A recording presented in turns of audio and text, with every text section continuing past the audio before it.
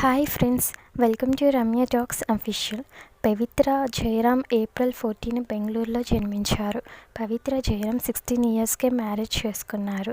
కొంతకాలానికే భర్తతో విడిపోయారు. House keeping స్థాయి నుంచి స్టార్ యాక్ట్రెస్గా ఎదిగారు.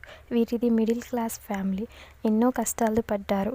పెద్దలు ఒత్తిడి చేస్తే 16 ఇయర్స్కే మ్యారేజ్ చేసుకున్నారు. వీరికి 2 పిల్లలు పుట్టారు. తన భర్తకి చెడు అలవాట్లు ఉన్న కారణంగా ఇద్దరు విడిపోయారు. పవిత్ర తన కెరియర్ని 2009 జోకలి సీరియల్తో కెనడా టీవీ ఇండస్ట్రీలో నటించింది. 2018లో తెలుగులో నిన్నే పెళ్లాడతా సీరియల్తో ఎంట్రీ ఇచ్చారు. ప్రముఖ ఛానల్ జీ తెలుగులో ప్రసారం అవుతున్న త్రినేని సీరియల్లో తిలోత్తమగా అలరించిన పవిత్ర జయరాం మరణించారు. ఎందరికో షాక్కి గురిచేసింది. 42 సంవత్సరాలకే ఆమె మరణించడం ఎవరూ జీర్ణించుకోలేకపోతున్నారు. ఈ వార్త తెలుసుకున్న